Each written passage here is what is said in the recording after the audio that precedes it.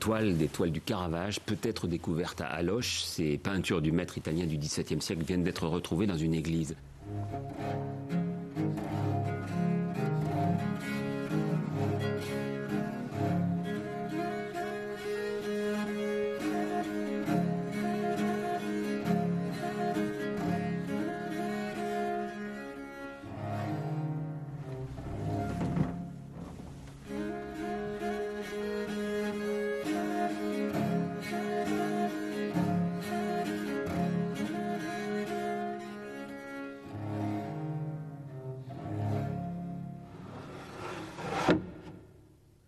C'est lors d'une visite d'inspection du mobilier de cette église et des autres édifices de Loches que j'ai fait cette découverte. Et c'est là où moi-même je suis tombé en arrêt devant les deux tableaux qui étaient exposés sur le mur nord de la nef de cette église. Et je ne sais pas qu'ils étaient beaucoup restaurés, mais je veux dire, ils avaient été restés dans un état tout à fait négligé. Et il était temps de s'intéresser à leur sort. Le problème pour nous, à l'origine, c'était de savoir, en tant qu'historien, comment ces tableaux étaient arrivés à Loches. Donc c'est forcément une institution ancienne de la région lochoise qui devait dû être le dépositaire de ces tableaux, puisqu'on sait qu'ils sont présents à Loches depuis le début du XIXe siècle.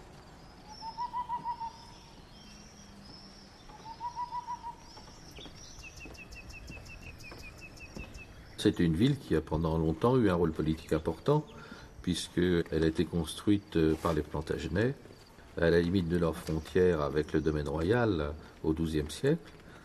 Et cette place a pris une importance grandissante avec l'augmentation de la puissance des Plantagenets, qui permettait depuis Loches de surveiller les confins du Berry appartenant au roi de France.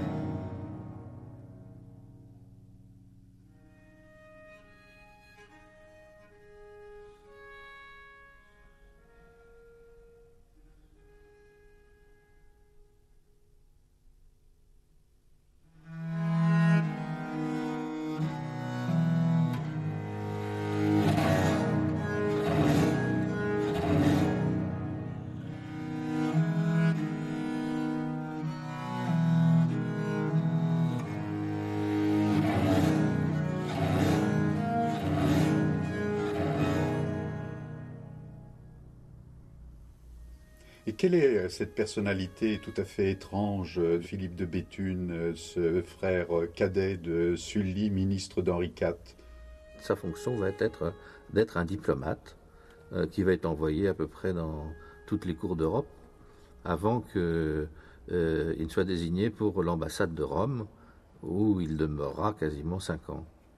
Philippe de Béthune s'était préoccupé du sort de Caravage qui, vous le savez, était un champion des rixes et des batailles de cabaret ou avec ses confrères artistes.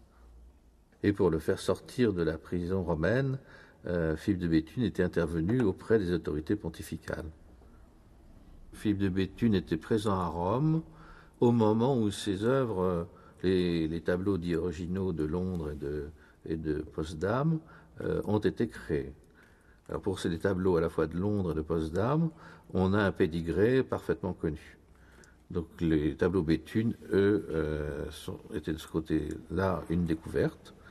Et il fallait pouvoir rendre compte, si vous voulez, de leur parcours. Dans le cas des Caravages de Loches, ce sont des toiles dont on peut s'accorder à dire, et ça ce sont les études scientifiques qui l'ont établi, qu'en fait elles ont surtout été encrassées, c'est-à-dire ce sont des toiles qui n'ont pas été repeintes, qui n'ont pas été décapés, qui simplement ont reçu une accumulation de poussière, d'humidité, de micro-organismes, qu'il a fallu nettoyer lorsqu'on les a découvertes, mais qui, pendant des siècles, on peut le dire, les a protégées. Parce que quand une toile n'a pas été retouchée par un restaurateur, mais qu'elle a été simplement salie par le temps, par la crasse, petit à petit, cette toile va échapper au regard, elle va disparaître, elle va se fondre un peu dans un certain anonymat, dans un mur d'église. Personne ne va y prêter attention et donc elle va être préservée, un peu comme un trésor enfoui sous terre. Et ce qui frappe justement, ce sont les différences. Ce sont ce qu'on dit les variantes, comme on dit en histoire de l'art, les variantes entre le tableau de Loche ici et le tableau de la National Gallery à Londres. La première des variantes, et qui témoigne justement du fait qu'en général, quand il y a des copies, il n'y a pas de variante, justement. Une copie, on copie le tableau tel qu'il est. Et là, la variante la plus notable, tout le monde pourra le remarquer, c'est le visage du Christ. Le visage du Christ à Londres, il est presque poupin, c'est un garçon imberbe, un peu joufflu.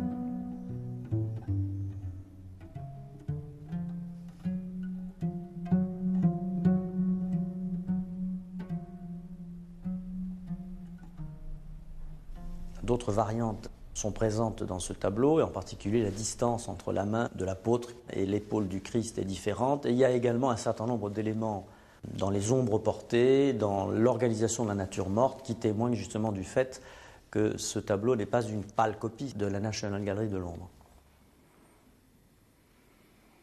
Le Caravage devait sûrement avoir pour ce personnage extrêmement important, puisque c'était quand même l'ambassadeur de la cour de France auprès de Rome et un des prélats les plus importants de l'Église, on peut imaginer effectivement que le Caravage soit allé chercher dans les traits de Philippe de Béthune, dans le visage de Philippe de Béthune, celui du Christ qu'il a voulu représenter sur cette toile. Donc je trouverais personnellement très intéressant qu'on puisse justement établir un lien entre la présence du blason, qui est un peu la signature de Philippe de Béthune, et la présence physique de Philippe de Béthune à travers le visage du Christ.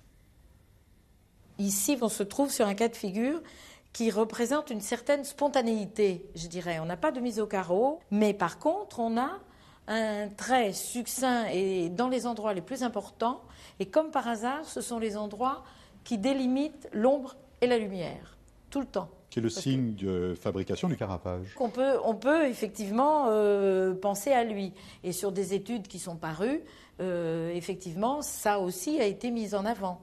Donc c'est vrai que c'est très troublant de rencontrer la même chose. Ici, vous avez une petite incision, là. Elle se substituait au dessin préparatoire. Elle se substitue de façon très très fine. Elle établit une frontière très nette.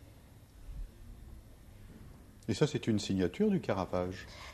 Disons que c'est un élément technique que l'on a pu retrouver sur d'autres tableaux. Et de la même manière. Et de la même manière. C'est-à-dire comment il procédait. Vous avez une idée de la façon dont il faisait cette incision ? Je pense qu'il s'agit sur la préparation qui est à base de carbonate de calcium, donc très très blanche, avec un objet pointu, un stylet. Je pense que c'est oui, probablement avec un stylet. Et que dites-vous du tour de l'oreille qui est un peu particulier ? Alors, le tour de l'oreille, oui, effectivement, il est un petit peu particulier. Il est possible que l'oreille ait été, elle aussi, modifiée, parce qu'en fait, Peut-être que son tracé initial était ici, mais comme ça a été modifié au stade de la peinture avec une couleur, et c'est contemporain, avec une couleur très chargée en plomb, on ne perçoit pas bien la différence. Mais c'est probable qu'elle ait été modifiée en cours de route, mais au moment de la réalisation de l'œuvre. Et puis une chose aussi, évidemment, on ne peut pas ne pas penser à Caravage quand on voit les petites taches sur les fruits, parce qu'il aimait bien restituer le fruit à l'état naturel, et puis ça faisait référence à plein d'autres choses.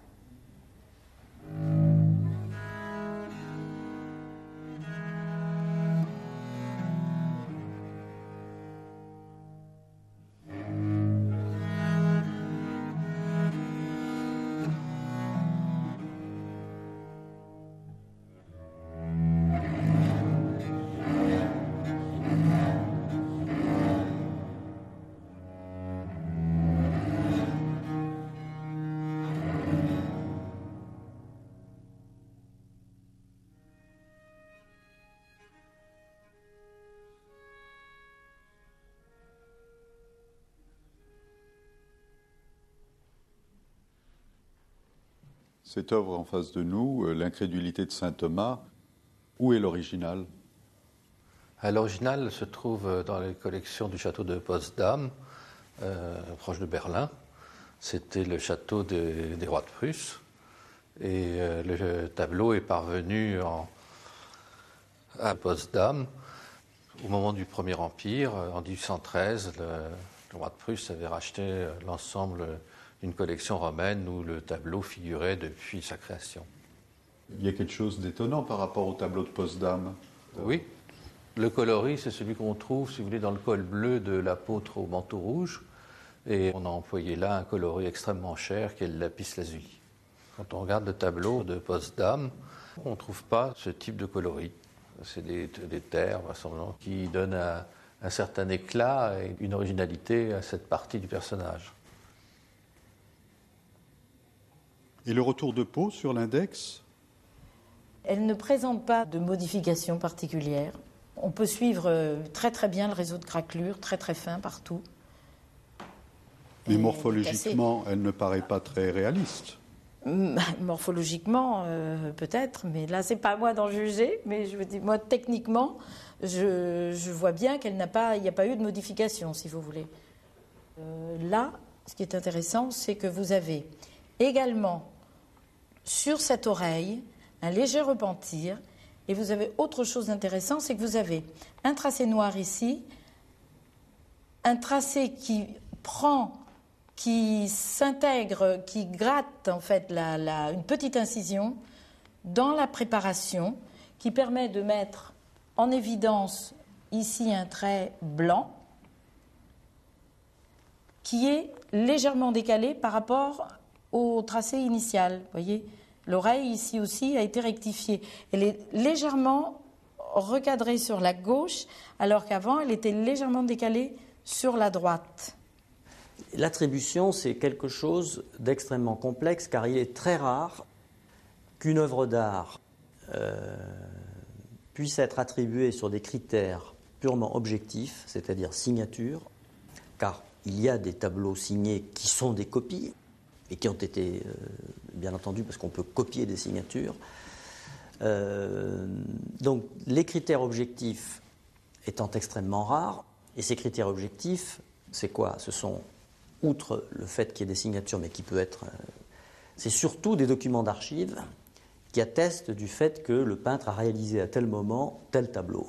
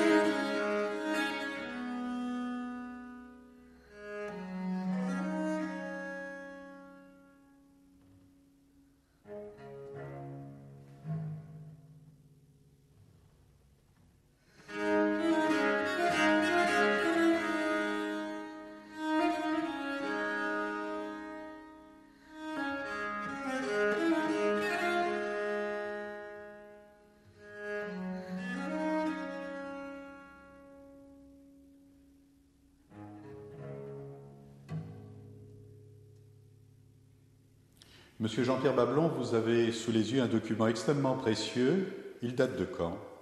Il date de novembre 1608. C'est un document qui nous a fait beaucoup de plaisir, que nous avons été très heureux de découvrir au minutier central des notaires, ma femme et moi, au moment où nous travaillions sur une histoire du château de Celles-sur-Cher. Ce document est donc la liste des biens qui appartiennent à Philippe de Béthune. Là, il est donc dans cet hôtel de la rue Beautreillis.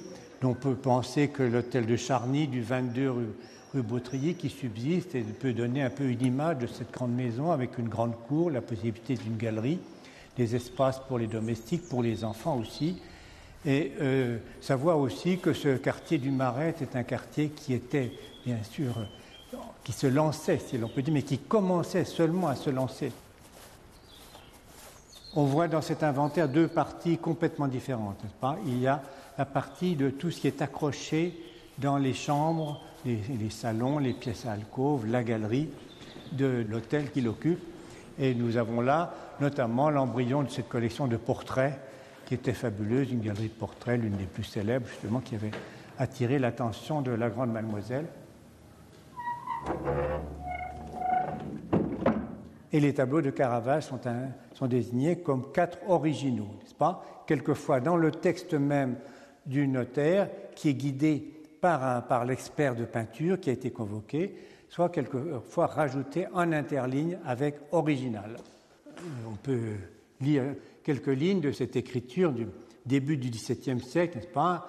Un grand tableau original du Caravage, représentant le pèlerinage de notre Seigneur à Emmaüs, se trouvant entre les deux disciples, évalué 250 livres. Item, un grand tableau original de Michel-Ange de Caravage, représentant saint Thomas mettant son doigt en la place de notre Seigneur, 120 livres. Ben pour moi, le terme original veut dire que ça n'est pas une copie, hein, et le terme original veut dire aussi que on certifie que le tableau sort de l'atelier du Caravage. Pour moi, c'est ma pensée, si vous voulez, c'est que la fabrication matérielle de la toile appartient à l'atelier du Caravage. Pour moi, c'est le sentiment que j'ai.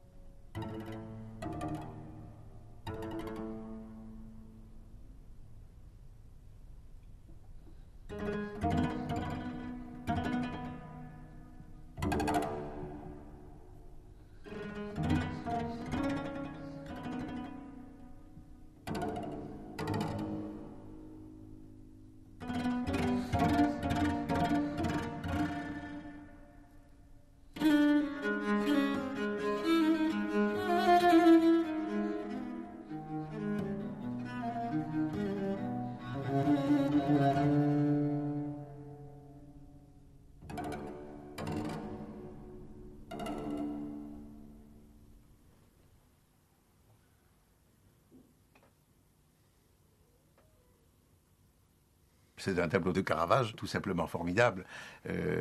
On l'a souvent dit, les pieds sales de la Vierge, le fait que ce soit une noyée qui est, dit-on, servi de modèle au tableau. D'ailleurs, à l'époque, le tableau a fait scandale. Il a été ressenti comme une véritable provocation. Une provocation que le peintre voulait ou ne voulait pas, on n'en sait trop rien, mais indéniable. Il y avait là, devant un sujet profondément religieux, une manière de le replacer dans la vie quotidienne, de dire c'est la Vierge, elle est morte, mais cette noyée, ça pourrait être votre mère, qui est absolument extraordinaire. Il y a une manière immédiate de dire les choses, une espèce de brutalité pour vous les annoncer, une force qui est évidemment bouleversante. Alors, le tableau a quelque chose de... c'est évidemment un grand tournant dans l'histoire de la peinture, et le rejet par le clergé est d'ailleurs a été total.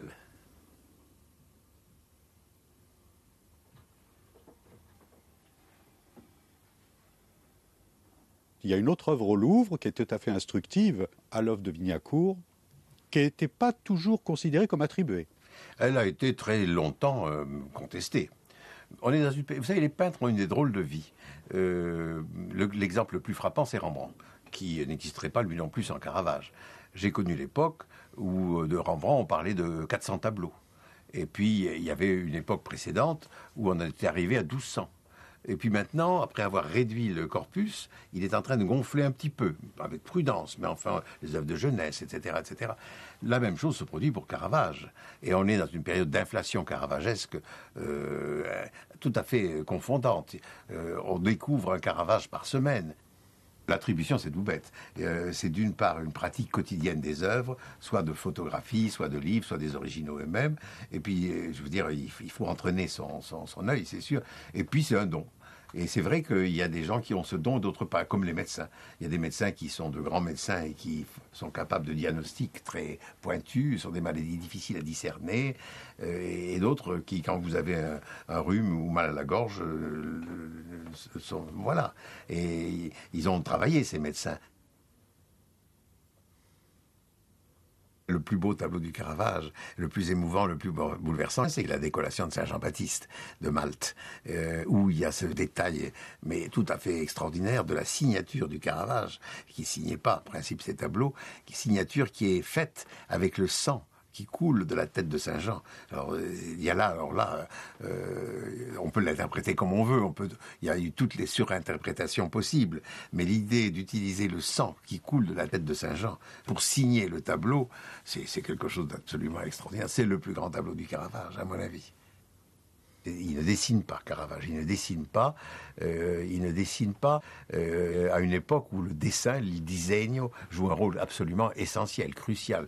Le dessin est en général, pour beaucoup d'artistes, le moment où l'idée, avant de se transformer en une image peinte, se transcrit par le crayon c'était de la pierre noire ou de la sanguine, sur le papier. L'étape du dessin était considérée par l'enseignement comme absolument incontournable. Chez Caravage, c'est différent. Et il place ses modèles, et justement, pour se souvenir de la pose qu'ils avaient dans son atelier, il incise avec, dit-on, le manche du pinceau sur la peinture fraîche leur position. Et quand on a retrouvé sur la flagellation du Christ du musée de Rouen ces incisions, la conviction que le tableau ne pouvait pas ne pas être l'original de Caravage a été fondamentale. Et maintenant, chacun de ces historiens d'art qui découvrent un Caravage cherche désespérément si oui ou non on peut découvrir dans un coin la preuve de ces incisions. Alors, si je vous disais, docteur, vous avez à côté de vous 2 patients, est-ce que vous pourriez porter un diagnostic ? Oui, mais votre question est piégée, puisque je connais un petit peu les 2 tableaux. Pour être tout à fait honnête, je ne les ai pas vus, ce qui n'est pas bien de ma part. En tout cas, les 2 tableaux en question, si vous voulez, comme on connaît les originaux, comme je ne crois pas que Caravage se soit répété à l'identique sans variante aucune, l'idée qu'il puisse revenir au grand homme me paraît exclue. Mais il y a des variantes. Si vous prenez les pèlerins d'Emmaüs, bon, vous pouvez déjà constater que pour le pèlerin à la coquille, à la National Gallery, il y a une frange, à sa serviette, ici, il n'y a pas de frange. C'est déjà un premier signe. Vous pouvez constater aussi que le visage du Christ n'est pas à l'identique. Il est poupin, joufflu. Ah ben alors ça, vous savez pourquoi. Voilà. C'est tout bête, parce que Caravage était un grand artiste. Il savait peindre. Les copistes, quels qu'ils soient, n'ont pas cette habileté technique. Quand vous copiez, vous n'avez pas... Donc là, à mon avis, les différences dans le modelé du visage ne tiennent pas au fait qu'il y ait des variantes entre les 2 tableaux, mais tiennent à ce que le copiste n'a pas la main aussi habile que le peintre lui-même. Je crois qu'il ne faut pas diminuer le mérite de M. de Béthune, loin s'en faut, qui a été quand même un des tout premiers à s'intéresser à Caravage. En fait, ces œuvres-là sont sans doute parmi les toutes premières qui soient arrivées en France et qui donnent de Caravage l'idée de ce qu'il était. Le tableau de Nancy est arrivé du vivant de Caravage encore à Nancy, c'est sûr, mais il y a très très peu d'œuvres qui, à l'époque en France, pouvaient rendre compte de ce qu'était l'artiste. Donc, en un certain sens, ce sont des œuvres très importantes. Je ne dis pas ça du tout, elles ont une importance historique essentielle. Mais la qualité des œuvres, je répète que vous allez m'obliger à y aller à Loches. Je me sens coupable de ne pas y être allé. Je le dis en toute modestie, toute sincérité en tout cas. Mais les photos que vous avez, malgré qu'elles soient en couleur, ça aurait été encore plus criant si elles avaient été en noir et blanc, montrent vraiment que ce ne sont que des images. Non, vraiment, il n'y a pas beaucoup d'espoir.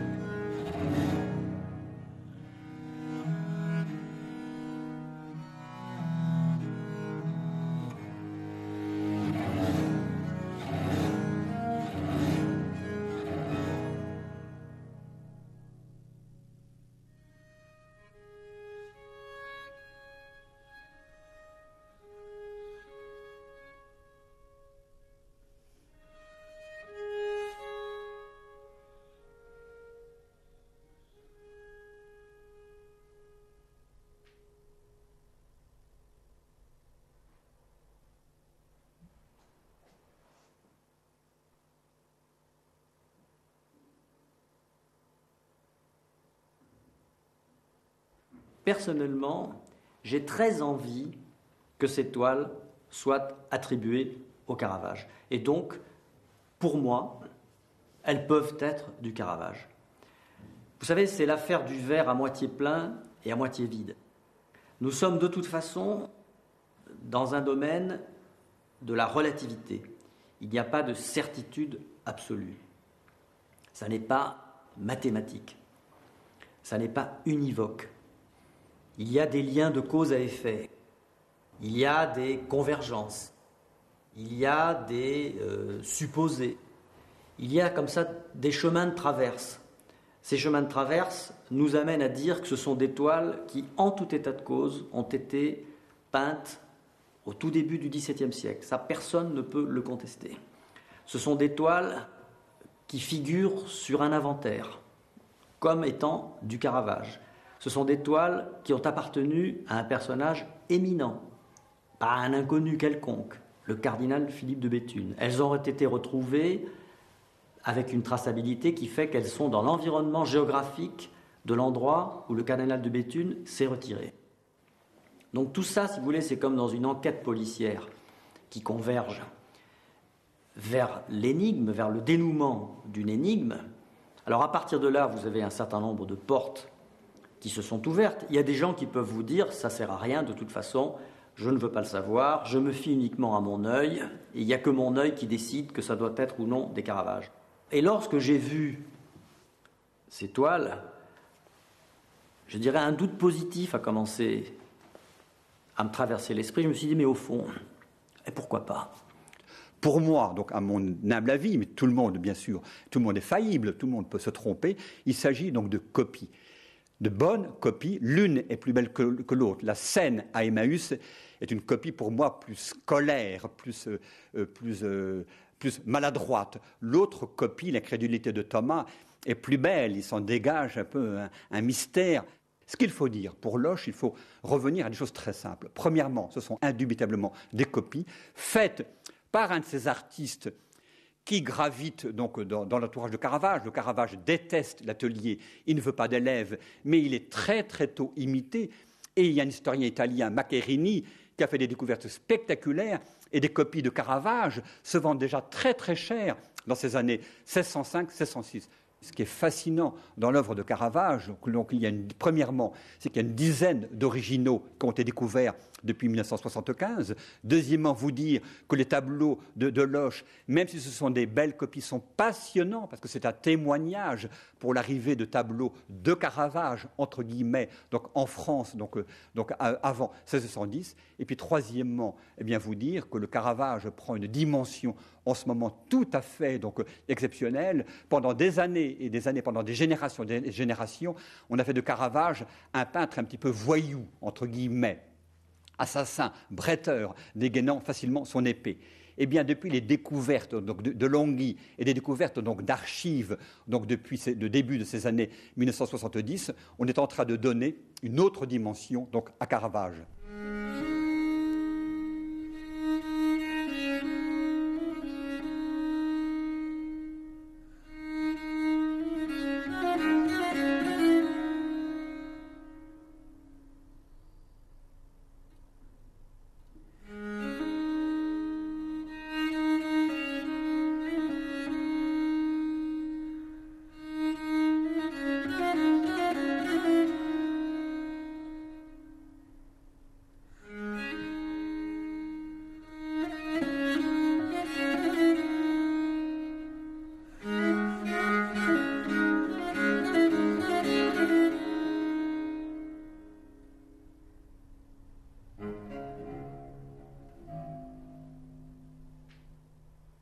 Ce qui me plaît beaucoup moi, dans ce tableau donc, de Rouen, c'est la découverte extraordinaire donc, de ce conservateur qui achète ce tableau en 1956 et en 1959. Longhi est à Paris, il part en taxi avec Michel Laclotte et André Bergeoffroy, ils vont voir le tableau, et là pour Roberto Longhi, c'est criant. C'est une analyse donc, très soignée donc, du tableau. On voit des incisions, c'est-à-dire que le Caravage, avec le revers donc, du pinceau, a tracé donc, des grandes incisions pour la mise en place des personnages.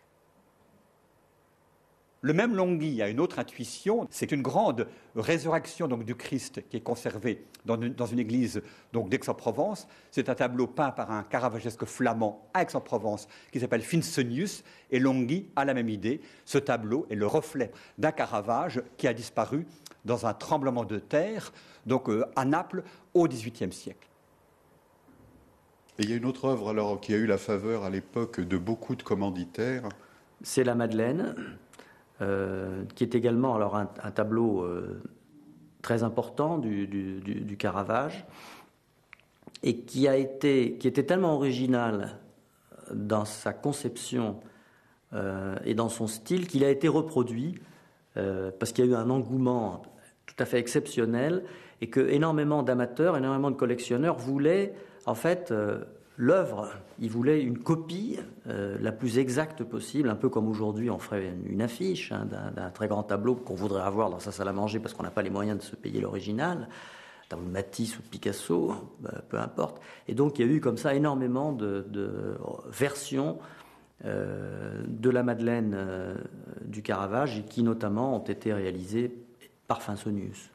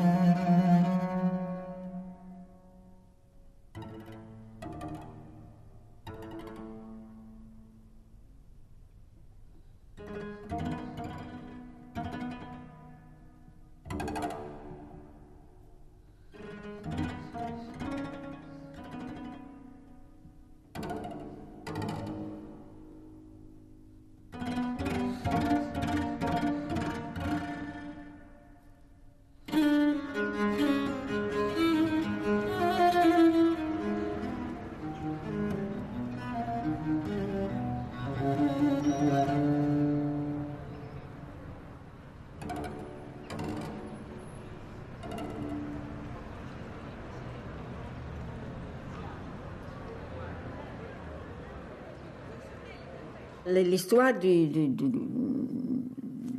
miroir est très importante. Je crois qu'il a employé le miroir, sans doute. Et alors, c'était un système de miroir qui envoyait l'image sur le muraille ou sur la toile, etc. Alors, l'image était déjà faite. Alors, il n'y avait plus besoin d'invoquer le dessin, la composition, vous comprenez? C'est pour ça qu'il disait, mais ça, l'art est fini. Il y avait l'image complète. Il y a deux oreilles très intrigantes que nous avons vues. Il y a l'oreille de l'aubergiste dans Les Pèlerins d'Emmaüs, à la National Gallery, et il y a l'oreille de l'ange dans l'Annonciation à Nancy. Oui. Comment vous allez qualifier ces oreilles qui n'ont pas la forme d'oreilles réalistes? Mais je dois dire que les oreilles de Caravaggio ne sont pas des grandes oreilles bien dessinées. Ce sont des choses qui ne sont pas bien dessinées, comme quelquefois les mains. Il faisait des choses très vite et on voit qu'il avait des difficultés pour faire les oreilles. Mais la chose qui est très importante, c'est qu'il commençait très souvent une figure de l'oreille. C'était comme le point de repère, l'oreille. Et de là, il partait pour faire la tête, pour faire le buste, etc. Il commençait, c'est drôle, par l'oreille.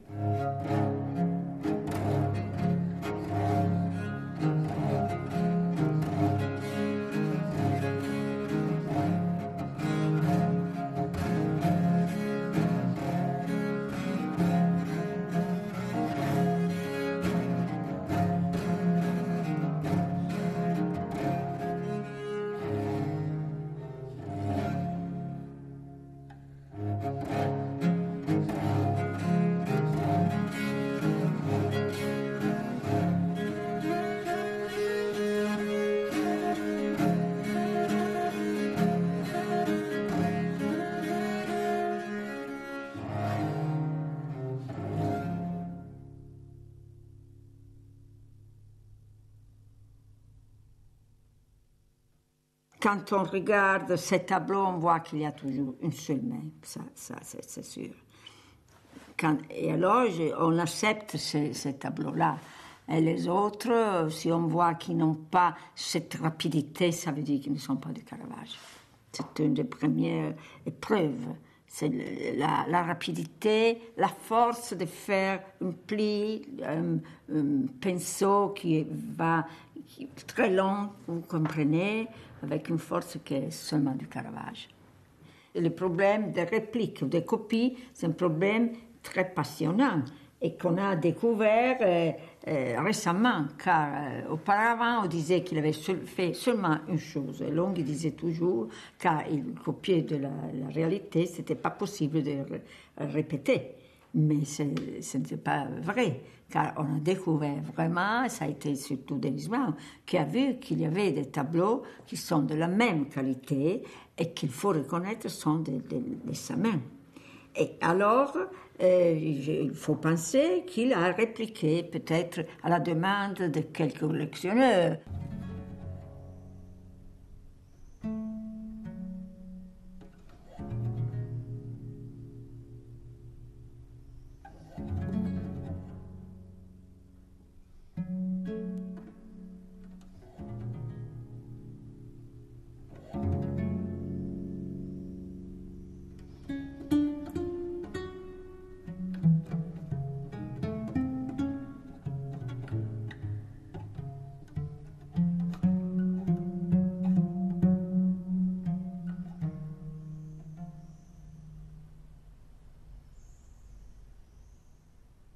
Il y a dans les garçons mordus, il y a des changements qui sont d'expression.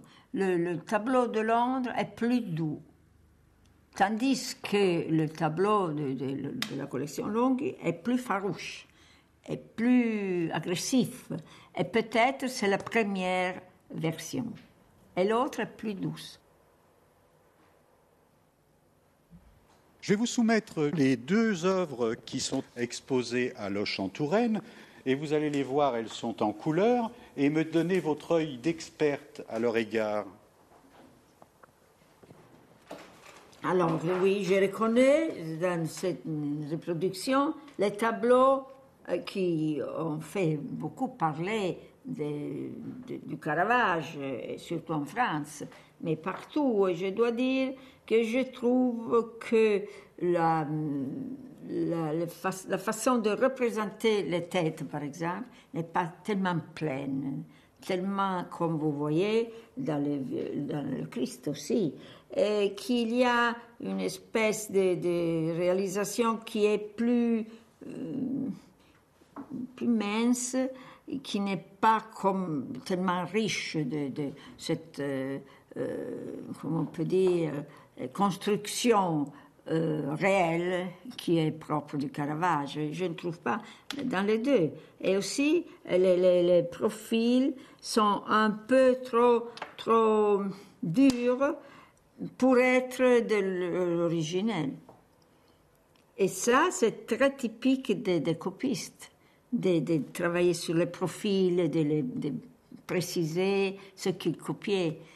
Et alors, il n'y a pas cette liberté qu'on trouve dans les choses, dans les originaux. Je ne trouve pas, je ne vois pas. Ce que je vois, ce n'est pas du Caravage. Je parle de mon œil, je dois dire, de la surface. Si encore il y a d'autres choses qu'on découvre avec tous ces travaux de laboratoire, eh bien, je serai très contente de les voir.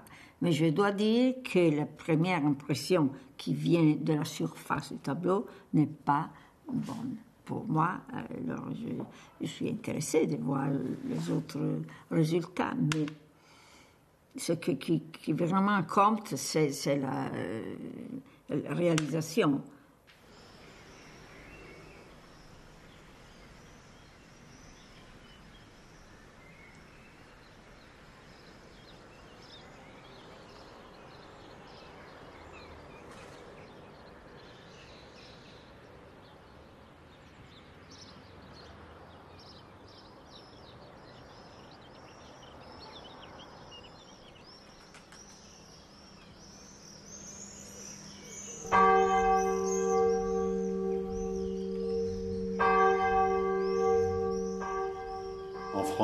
Il n'y a que 5 Caravages, 3 au Louvre, 1 à Rouen, l'autre à Nancy. Ouais. Si demain, les 2 Caravages, pour le moment, qui sont supposés être attribués au maître, devenaient des œuvres à part entière, subitement l'écho dépasserait la simple France. Bien sûr.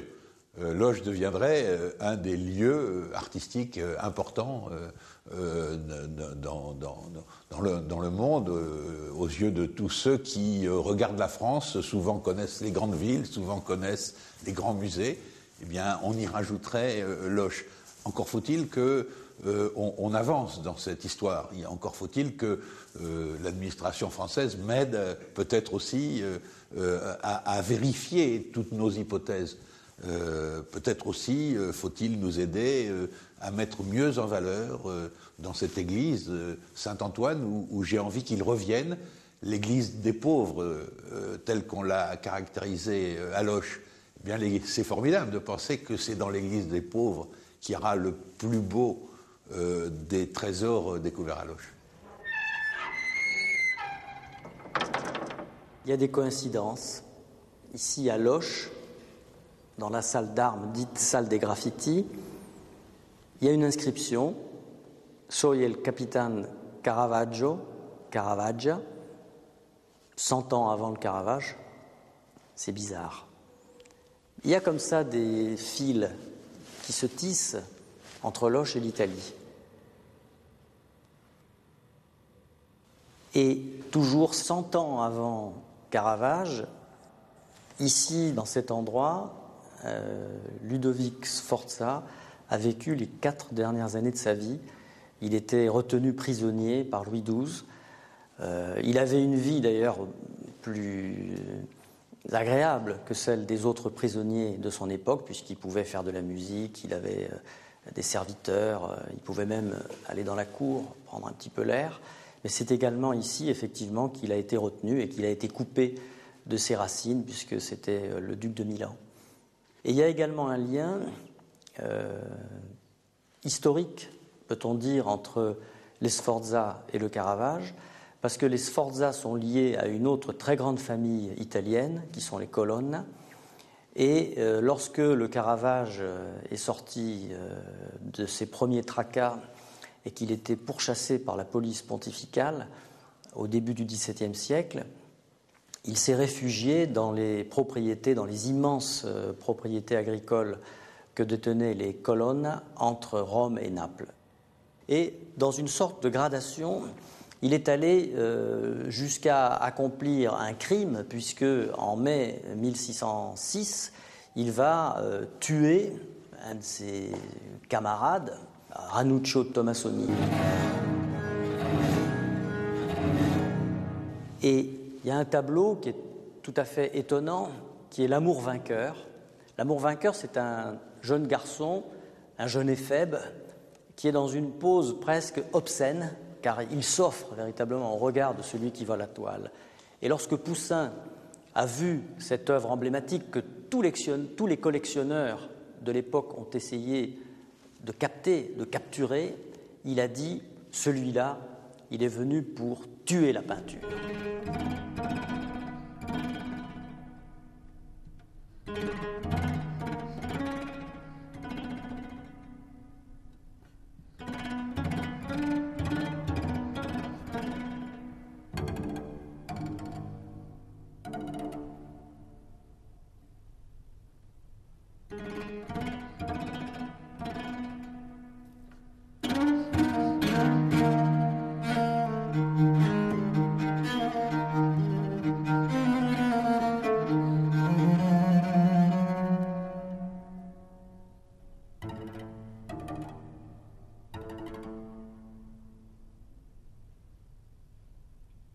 On ne peut pas imaginer Caravage mort dans son lit. Il y a beaucoup d'artistes d'ailleurs comme ça dont on ne peut pas imaginer qu'il soit mort dans son lit et dont on doit penser que le fait qu'il soit mort jeune et de manière dramatique n'est pas lié au hasard, n'est pas le fait du hasard. C'est quelque chose qu'ils ont cherché de manière probablement inconsciente, encore que. Dans le cas du Caravage, il est mort sur une plage à Porto Ercole, d'insolation, de malaria, on ne sait pas trop. Est-ce qu'il était déjà malade ? Toujours est-il qu'il a été foudroyé sur cette plage, un peu comme quelques centaines d'années plus tard, Pasolini lui-même a été assassiné par un jeune homme à quelques kilomètres de l'endroit où le Caravage lui-même a péri.